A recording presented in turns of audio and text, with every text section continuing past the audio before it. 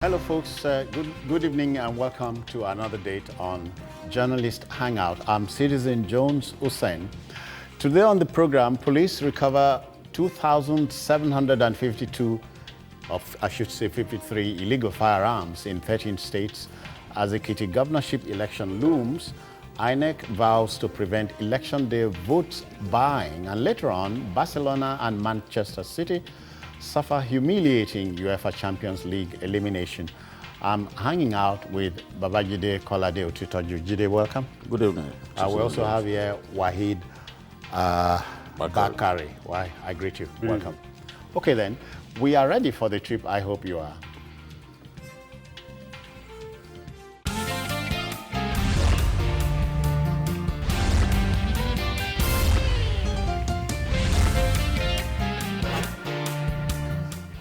All right then, in 2016, the United Nations Center for Peace Disarmament in Africa raised the alarm on the spate of proliferation of illicit small arms and light weapons in Nigeria.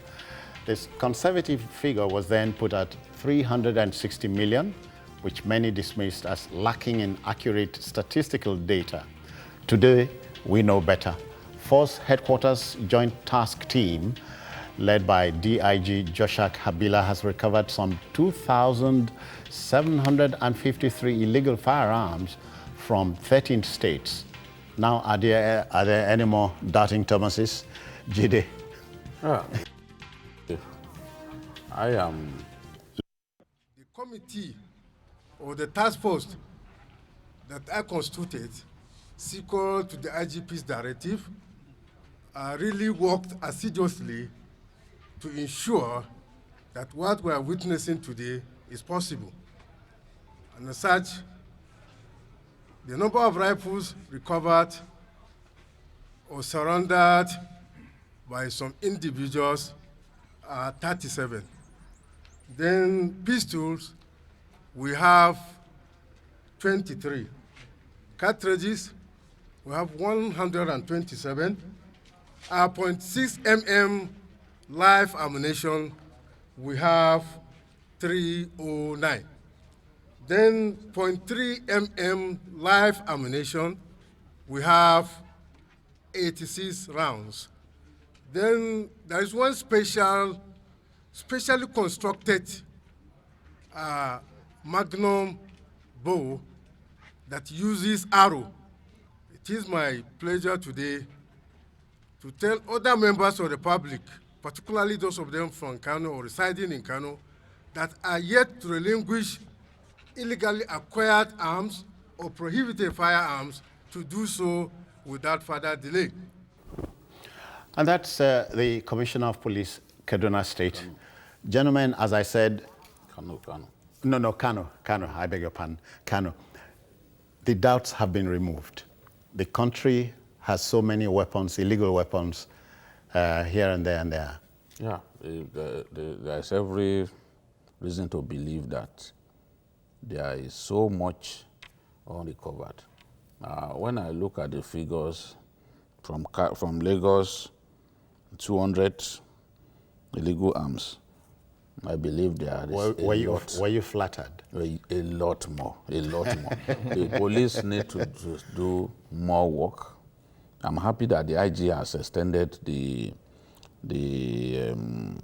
period during which these illegal weapons are supposed to be turned in. I looked at Kogi, which is unofficial lady kidnapped capital of Nigeria, 67 illegal firearms. Look, without being told, I know that there is a lot more to be recovered. Adamawa, 14.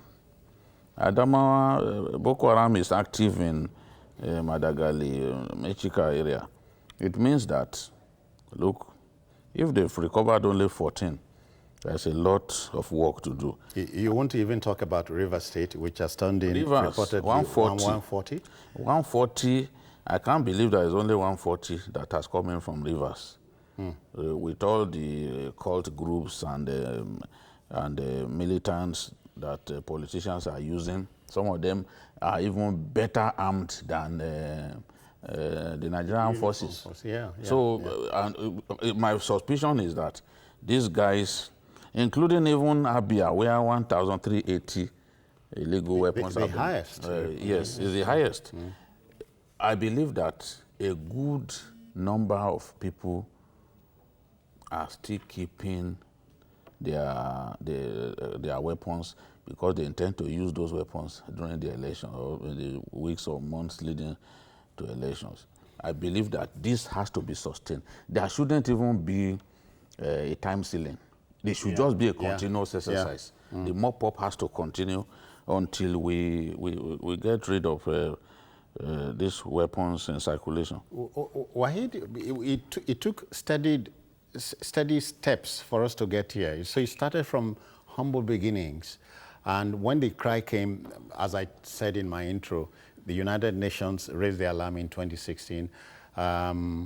Over 310 million? They said of the 500 million illegal weapons, in the hands of individuals, Nigeria accounted, as at that time, Nigeria accounted for 70% of those ammunition, which was estimated to be around 360 million as at that time.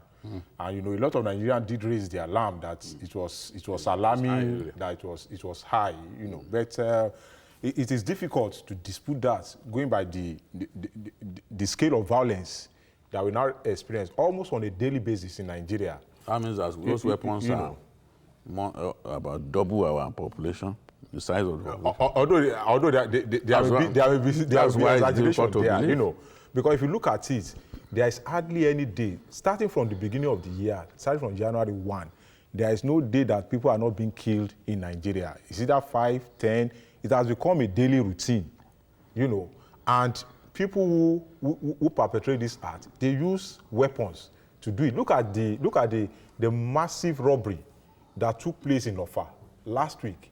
I don't know whether you have seen the video. The video has been viral on the internet. Some of the pictures are so unsightly. I'm even talking about the video. You need to see the kind of weapon that those guys used. That tells you that we have massive weapon, illegal weapon, in the hands of individuals. And you are told these weapons come in through porous borders and so on? Yes. Let me tell you the experience I had in Delta, because I discovered that the PPRO of Delta State last week said that the amount of, the level of compliance is still low compared to the number of arms and ammunition. That's not surprising. From here, with Delta turned in 12. In 2001, let me quickly tell you this too. In 2001, I was just newly posted to Delta State. Then I was working with the Punch newspaper. One of the prominent chiefs who had been abroad for about 3 months on medical vacation returned on a particular day, and a lot of their youths, they went in large number to go and welcome him at the airport. I was there at the Osubi airport. By the time we got to his compound, it became something else. Only God knew, as they were entering the backyard, they were coming out with guns in open daylight, and those guys were shooting continuously, sporadically. This was more than the conventional 21-gun salute. Far more than that. Far more than that.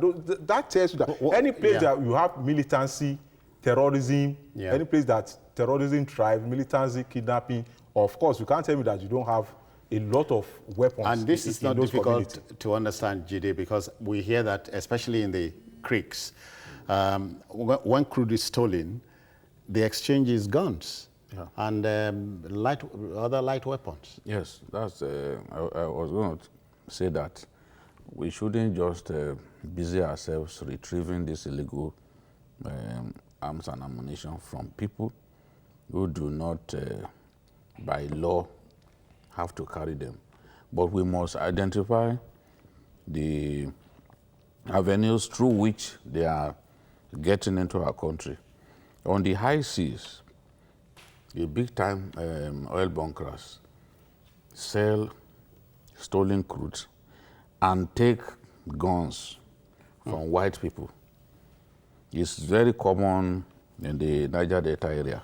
And they are the ones who have the expertise to go that far. Yeah. Some of these guys, they can travel from Bayelsa, for example, to, what was it called? This Sao Tome. In fact, someone told me that in Sao Tome, if you go to Sao Tome, there is a part of the capital where Ijos are so many. So it's a place where you can even, if you are hiding from the law, the long arm of the law in Nigeria, you can, via the ICs, get to Sao Tome Principe. I'm pretty, it's supposed to be a West African country? Yes. You can get there and go and hide. So these felons who come to Nigeria to steal, to buy stolen crude, they are always ready to exchange stolen crude. Yes, with guns. So that's how those militants are able to constantly get the weapons that that they use. And of course, you know that you can buy a lot of these weapons in the black market through the Maghreb. Many of those guys who used to fight in Libya, once they are hungry, they are ready to sell their weapons. So that's why AK-47 is so common in our country now that you really need to be worried. Wahid, have you heard the cynical thing about allowing guns to be registered in the, allowing civilians to carry guns to balance the terror? Have you heard any such thing? I've also heard this, but I'm not too sure whether we have advanced to that stage whereby you think everybody can just carry on. Even America that is doing it, they are already paying for it, dearly for it. And there's likelihood that they are going to review that in the nearest future because... But people are licensed across the country to carry firearms, but these are specified. Yes, not this kind of, not assault weapons. The IG came out with a list of weapons that you cannot carry. I think that is what, those are the ones they are after now. Yes. Those are the ones they want to recover from the hands of, and we have so many of them. Like I said, when I watched the video of the robbery, I'm very sure the guns used by those guys, they should be among those ones that were listed by the IG that we need to recover because they discovered that there are so many of them in the hands of individuals. You can still carry some little ones, all these Dane guns and the rest of them. But as we speak, we now have a situation whereby because of the S-men attack, I was told, and I strongly want to believe that we now have a situation whereby even hunters, they no longer carry Dane guns. They now carry some of these sophisticated weapons, under the pretext that, we never can tell when these S-men will come and attack us. We also need to prepare and defend ourselves. Even those are not registered? Of course. This portends a lot of trouble ahead of us, more so ahead of the general elections next year. Yes. Every election year in Nigeria, we have our hearts in our mouths because sponsored killings would increase. Politically inclined ones. Politically sponsored killings will be on the increase. Disappearances will be common. Politicians will sponsor people to kidnap their opponents. You remember what happened here in Lagos? That a man who wanted to contest for one of the elective positions in the local government election was kidnapped. Okay. I mean, the daughter was kidnapped. And after that, the guy gave up. I think it was part of the condition that he must give up his ambition. Yes. In exchange for the freedom of the innocent girl. In peacetime. Yeah, and that happened. They had to say, look, I'm no longer interested. So the number of weapons in circulation and the fact that killings usually go up, these politically motivated killings go up in the months and days leading to election, is the reason that people are usually concerned that this election, what will it bring?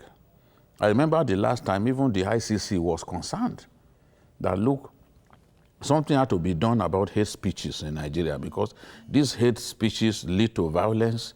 Violence leads to deaths of people and all that. You know, so it's a normal thing. If you look at the last election in Lagos and Rivers State, so many people were killed. So many people were killed.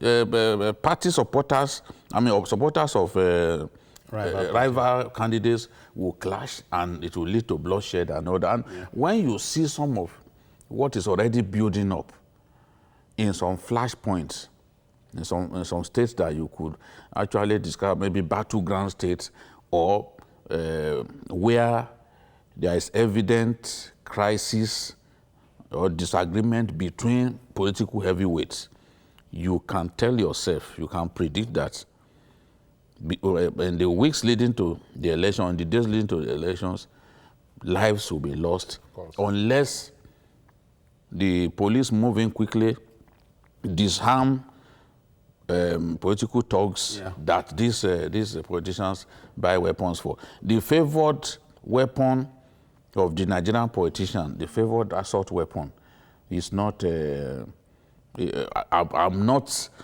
been reading about that kind of gun.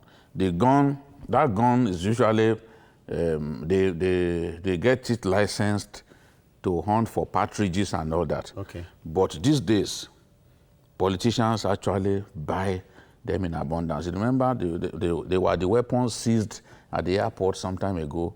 At the port some time ago. Yes. And we were told that they were actually headed for Turkey or somewhere. And the consignee ran away. Yes. So they buy those weapons and share to their thugs so that they can intimidate people. Why let's look at what happens during the off-season, meaning elections are not in the offing. Let me take you in the mind's eyes to my state, Akwa Ibom. Killings were reported in the last few months in the Atemekbo environment.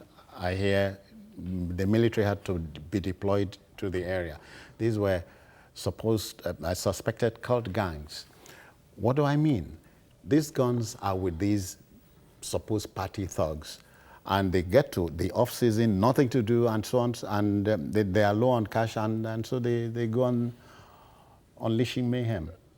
You know, the problem is that anytime they are giving guns, you know, maybe prior to the election, after the election, they don't retrieve it becomes very difficult for them to retrieve. In fact, politicians are not even bothered about how to retrieve them from the thugs, because whatever purpose they want those things to serve must have been served by them, you know. And those boys will now be left with the guns, and they won't cater for their welfare as they used to when they were making use of them.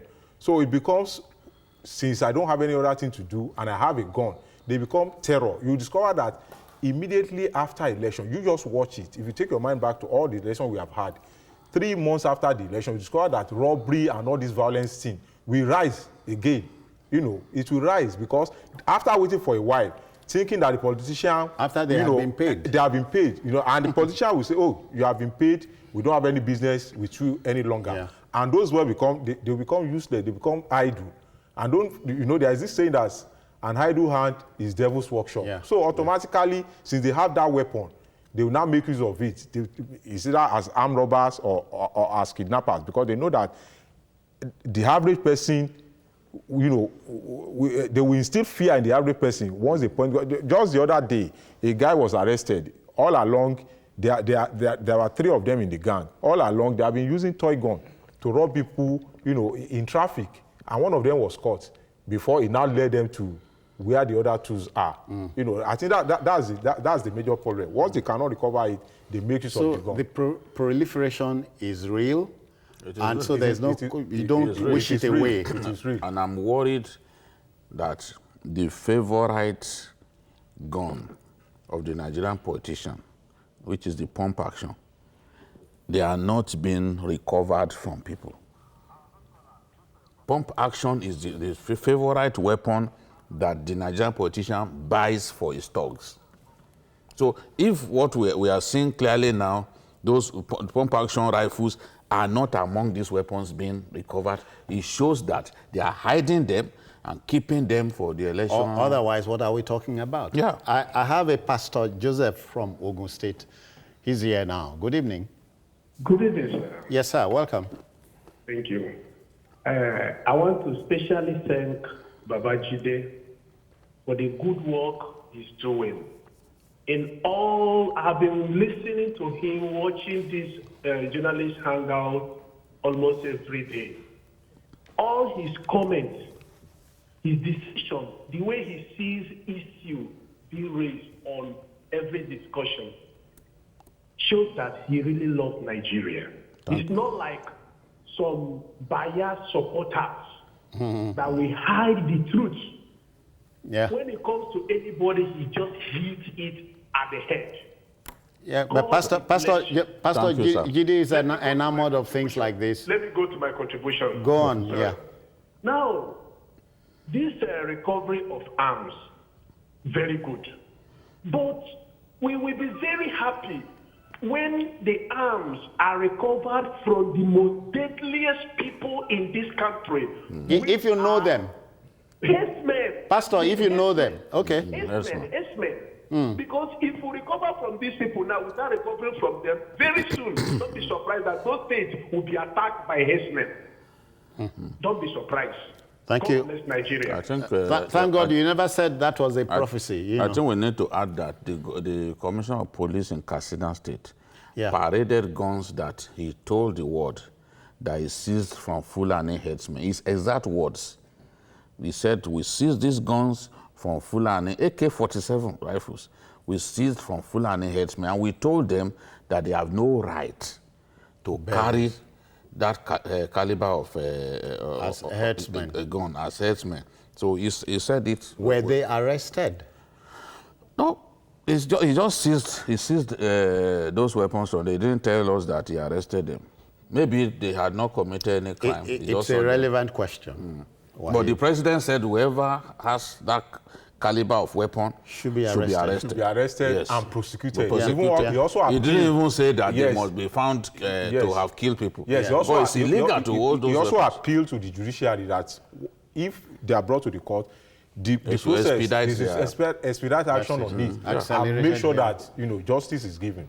So I don't know why if you recover it from them, they didn't surrender it. It's only those who surrendered. Yes. If they surrendered, the assurance had been given that you will not be arrested. But if you recover from somebody, I think you should also follow it up with arresting that person. So we have a Tony here. Tony, good evening. Welcome. Yeah, good evening, journalist Hangout. Good evening, Tony. Yeah, so much thank you people for bringing all this topic. Thanks. My topic is, let me go straight to the point. This recovery of arms is a very good decision in Nigeria as we are talking now. But the issue is that if they recover freely, are they not going to back to that very thing? Because I can remember last year when I was watching Wazobia TV at the hall. They bring this issue out when they were bringing a container of firearms coming from work. Then they arrested them by two. As I'm talking now, nobody knows where those things enter. So, okay, he's made his point. So, gentlemen, we can go to the timeline given by the IG. Turning your weapons started from February 22nd, lapsed 1st, March 14, he's extended it to April 30. You are saying, Jide, it should be a continuous thing. It should be a revolving exercise. There shouldn't be time ceiling at all. I believe that. You don't see the logic in putting a timeline? No, the timeline is okay, but I would want them to continue the exercise even after the end of the even at the end of the time ceiling. They should continue the exercise, because those of them you don't want a situation in which the police will relax because the time frame has ended. So they should continue this exercise without necessarily announcing. They should continue the exercise until the time of the elections. That way, we will be able to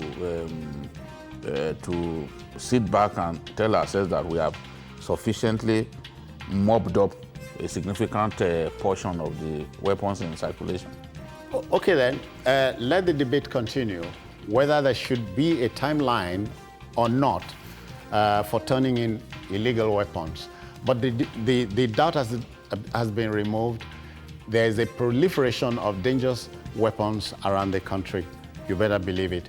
Now, after the break, INEC vows to prevent election day vote buying as Ekiti governorship polls looms. Stay with us.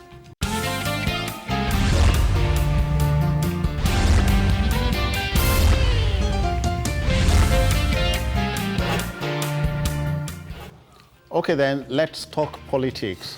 Honest democracy would continue to be a mirage in Africa, where elections are seen as mere events and not processes.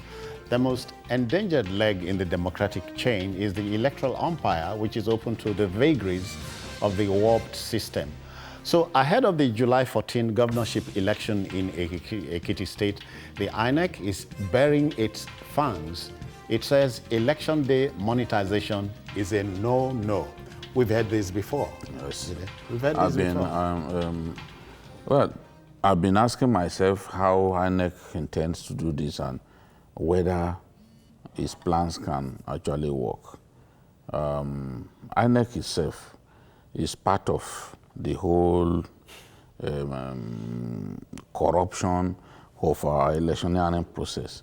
If you remember, hundreds of millions of naira recovered from INEC staff in the last election. In Rivers alone, in Rivers State alone, more than 100 million recovered from INEC staff who were bribed by politicians. More than 100 million. And the cash was paraded before newsmen. So that should tell you the extent of corruption in INEC itself. INEC is just as corrupt as the anti-corruption agencies. Because because it wants to be. The society produces it. Yes. That's why I said yesterday that the president's war against corruption must start with the anti-corruption agencies. Let him beam a satellite on that place. His findings will shock him to his bone marrow.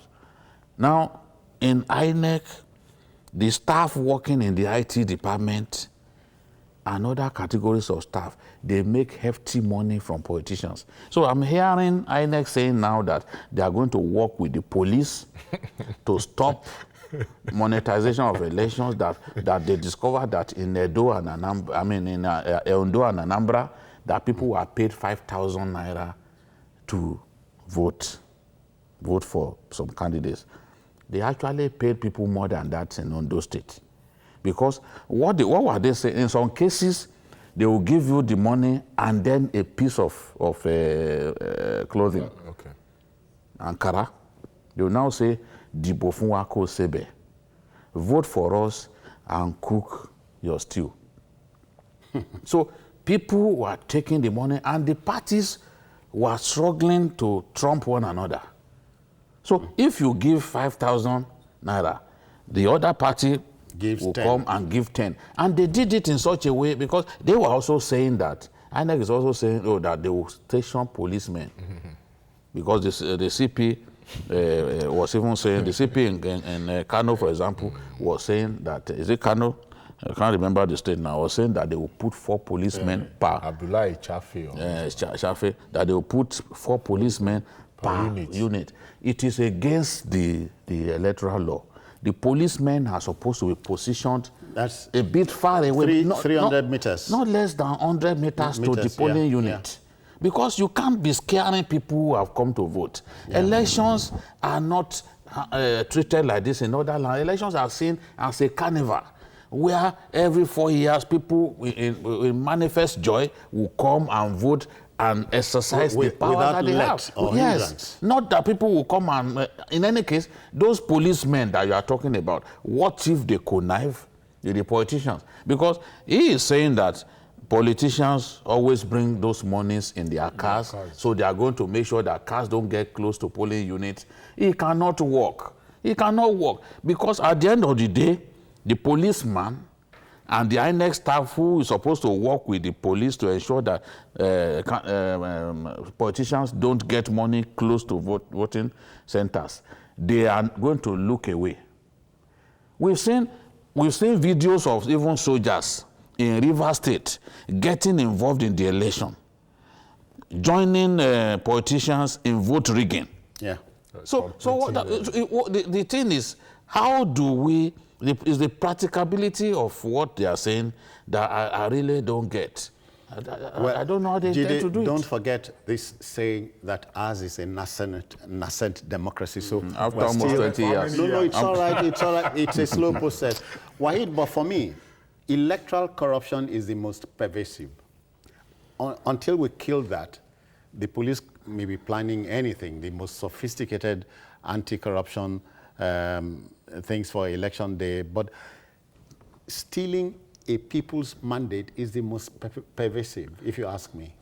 Yes, I think I'm on the same page with Jide. You know, for you to rig successfully in Nigeria, you must have the backing of two major agencies, INEC itself and the police.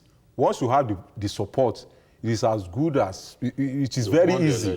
You will win the election because when ballot boxes are being snatched, you know, police are supposed to go after the thugs. Yeah. They will look the other way. They won't help to snatch. Because they have been compromised. You know, they have been compromised. So they will look the other way. I've not seen soldiers snatching. You've not seen videos of soldiers snatching ballot boxes? Of course, we have seen that one quite a number of times. Sometimes this could be uniformed thugs. To the point that they even identified and mentioned names of the people concerned. You see, this is terrible, but it's true. You are giving me the impression that the Nigerian politician is so hardened, right? Of course. No, where the state makes up its mind to if you listen to the confession of Ibrahim Mantu, he said it.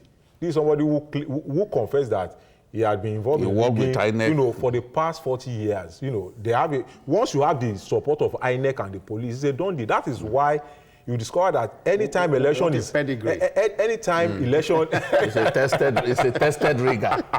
Anytime election is around the corner, that's one of the reasons why they have to move police here and there. The reason is that, you know, if you are not trusted as the commissioner of police, if the ruling party wants you to do their bidding, transfer you know, and you are not willing to play ball, they will transfer. You discover that they keep moving people here and there. You know, they did it to Areba. Of course, now.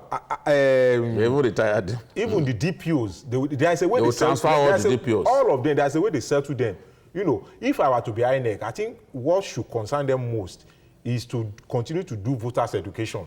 Let people see the reason why they should not sell their vote. But for the politician, they will go to any... Wahid, you could be seconded to INEC tomorrow. Do you think you can be independent of the system? I don't even want to be seconded to INEC. Okay. Because it becomes difficult. Its loyalty will be tested. Its loyalty to the state will be tested. It becomes difficult. You know, it becomes difficult. At times, your life can be on the line. If you are not willing to play ball along with them, you know, it's not a matter of, okay, I don't want to be part of it. I don't want your money.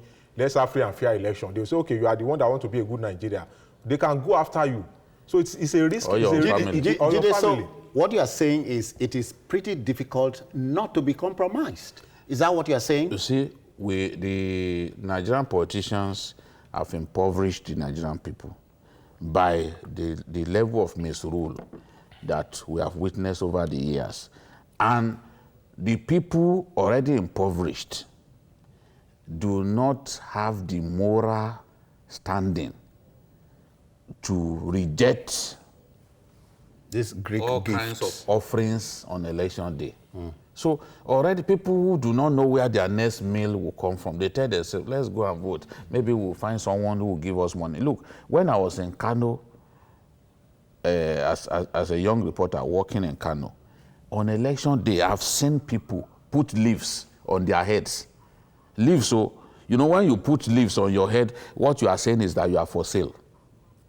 I've seen leaves. When you put leaves, it's not a lot. In Fege, look, this thing, Fege, part of, yes, part of National local government then. They put these things, leaves on their head to show you, the politician, that look, I'm for sale. So that you can come and give them money and then they vote for you. So if people don't have money. Jide, don't suffocate me, but let me take Festus here in Lagos. Festus, welcome. Hello, yes, and this is Festus from Lagos. I greet you.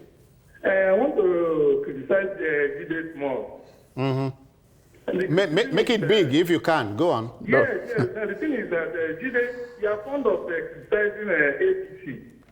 APC. And the way you are going about it is as if you are not even working for the APC leader. No. Can you prove that? No, Festus. No, hold on. I'm anchoring here. Please, I'm not holding brief for him. Regarding what he just said, what has that got to do with APC? So where you mentioned APC now. All right, I hear the call has gone. But again, Jide, it's not you versus them. It is this table. Yes. And what do we do? Deal with facts and help mold opinion. That's all. Yes. The thing is, people who are impoverished, they are already in a precarious situation. And they people who are impoverished are neither APC, BBC, or whatever. No, not SDP. Now, Nigerians. They are already in a precarious situation. Such people are not going to turn down money. We have not reached that stage. We must sanitize our electoral process such that manipulations will be impossible. You and I know that if they do, as big as India is today, if they do an election, that same day everybody will know the winner. Yeah. And also, without rancor. Yes, technology can actually help us sanitize our electoral process. Why can't we vote on our phones, for example? Internal democracy, which is one way at going about this. Internal democracy at the party level.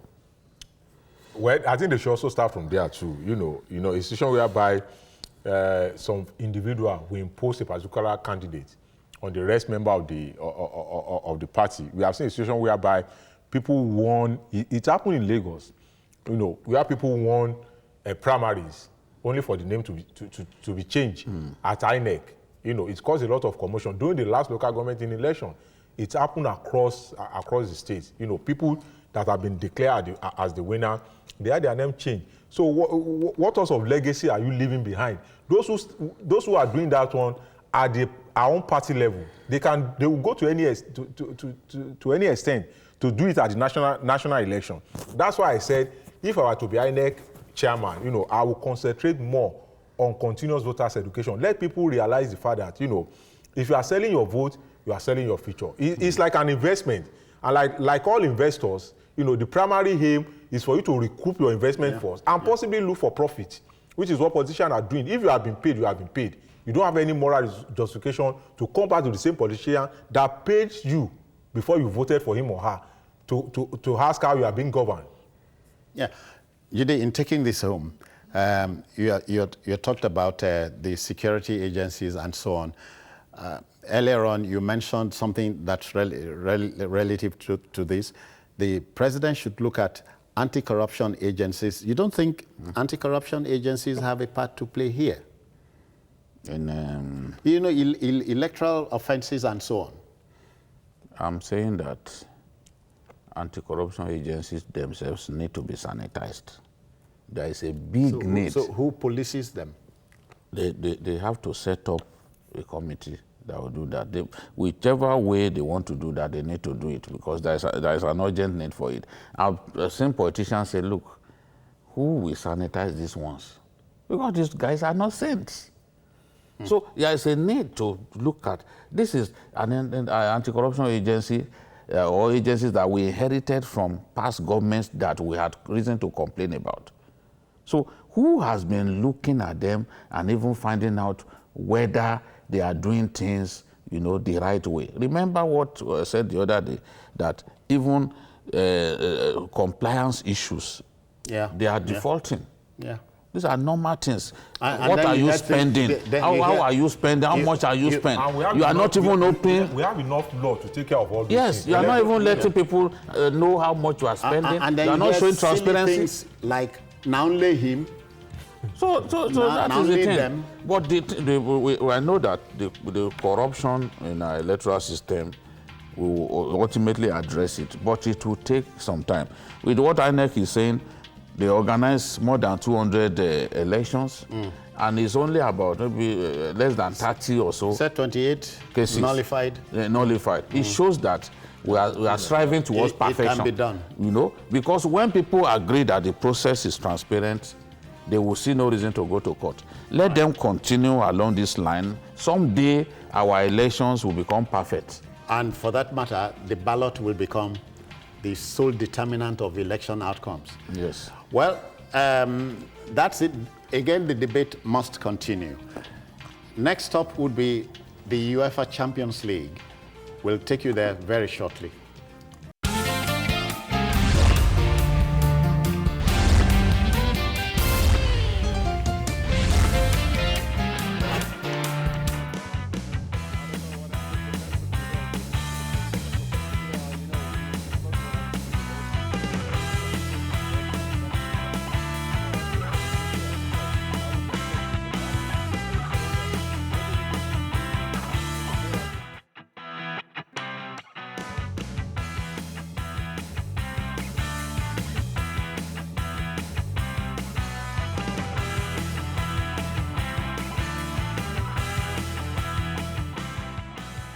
Okay then, football or soccer is a game of emotions, and more than that, a game of two halves. As a team sport, it requires 11 players to think and act in nanoseconds. The Champions League is Europe's elite competition, second only to the World Cup.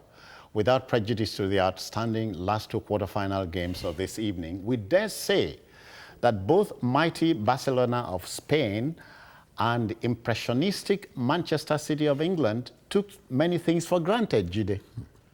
You know, Far for granted. well, you see, Liverpool are succeeded in beating... And they never walk alone. Yes. They tell you. Why NWA? Liverpool has beaten Manchester City 3 times now. In succession. Yes, 3 times on the bounce.